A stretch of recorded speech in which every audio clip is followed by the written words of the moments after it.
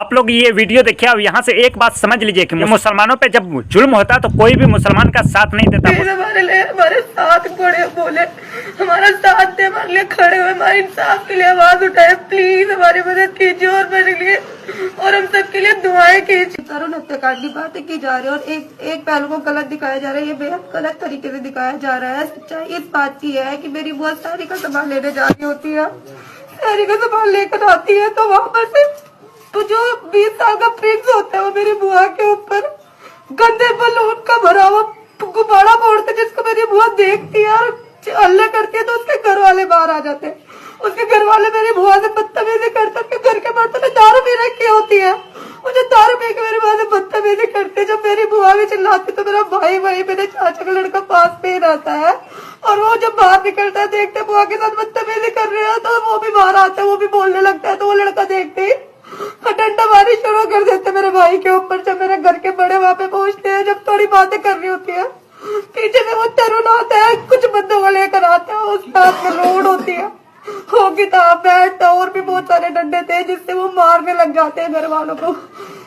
हर किसी को माथे पे वार करते हैं, जिसके हर किसी के माथे पे वार किया, हर किसी के माथे पे, हर किसी का माथा फाड़ा गया। मेरे सभी घर के बड़ों को तिहाड़ जेल में डाल दिया गया, हाथ तोड़ दिए गए। मेरे भाई को दौरे पड़ रहे थे और मेरे उस भाई का पता भी नहीं कि मेरा भाई किधर चला गया। उसको किडनैप करके ले गए, वो पता नहीं कहाँ पर है। हमारी मदद करो। एक ही तरफ को देखा जा रहा है, दूसरी तरफ तो कोई दिखाया ही नहीं जा रहा है। मुसलमानों को टारगेट किया जा रहा है और ऐसा नहीं है कि हम आज ही से वहां पे रह रहे हैं, हम कई सालों से वहां पर रह रहे हैं और कई सालों से रह रहे हैं। हमारे बीच में प्यार मोहब्बत है।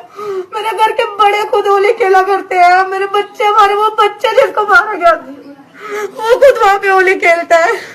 हमारे घर को टारगेट किया गया है, हमारे को सताया जा रहा है, हमारी सुनाई नहीं की जा रही है। मेरी आप लोगों से गुजारिश है, हमारी मदद कीजिए। प्रधानमंत्री मोदी से हमारी गुजारिश है, हमारी मदद कीजिए। योगी जी से हमारी गुजारिश है, आदरणीय रेखा गुप्ता से हमारी गुजारिश है कि वो हमारी मदद करे। प्लीज हमारी मदद कीजिए। हमारे घर के सभी बड़ों को जो कुछ कर सकते हैं सबको तिहाड़ जेल में डाल के फेंक दे। हम घर में सिर्फ और घर के सभी हमारी मदद के कुछ कर सकते हैं सबको तिहाड़ जेल में डाल के फेंक दे। हम घर में सिर्फ औरतें थी, हमारी मदद के लिए कोई नहीं था। हम कहाँ जाते हैं, हमारी मदद के लिए कोई भी नहीं हमारे घर में, हम कहाँ जाते हैं। हमारे घर वालों को इस तरीके से हम बेदखल कर दिया गया, इस तरीके से हम घर से दर भटक रहे हैं, हम किधर जाए। हमारे भाई का नहीं पता, मेरे भाइयों को भी जेल में डाल दिया गया और एक छोटे भाई का नहीं पता, उसको भी पता नहीं कहाँ लेके चले गए वो लोग। शहरी का सामान लेने गई थी मेरी बुआ और उन्होंने इतना बड़ा, छोटी सी बात को इतना बड़ा बना दिया। लोगों के घरों पे बुलडोजर चला रहे हैं, कोई ये बात आती है लोग घरों पे बुलडोजर चलाने की? ये बात है, लोग कितनी मेहनत से अपने घरों को बनाते हैं यार। कुछ तो सोचो, इंसानियत तो रखो। इतनी सी बात नहीं। वो जो लड़का जो तरुण वो उसके भाई ने हमारा घर वाला समझ के उसी के भाई ने उसके माथे पे मार दिया, वही बेहोश होकर गिर गया था। हमारे हाथों में एक डंडा तक नहीं था कि हम अपना सेल्फ डिफेंस कर सके। हम अपना सेल्फ डिफेंस करते, अगर हम अपना सेल्फ डिफेंस करते तो हमारे घर के लोगों को कुछ नहीं होता।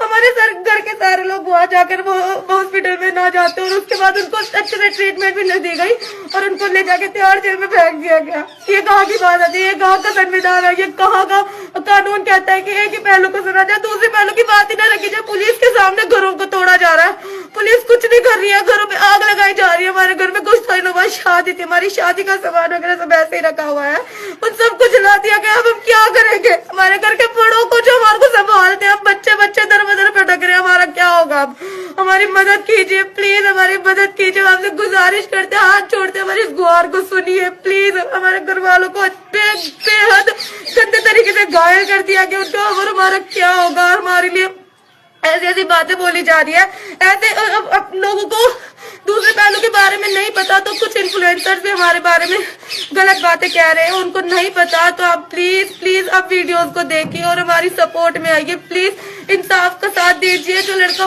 तरुण है वो बजरंग दल के साथ था, बजरंग दल को सिर्फ एक मौका मिला हिंदू मुसलमान करने के लिए, जो कि हिंदू मुसलमान की तो लड़ाई नहीं थी।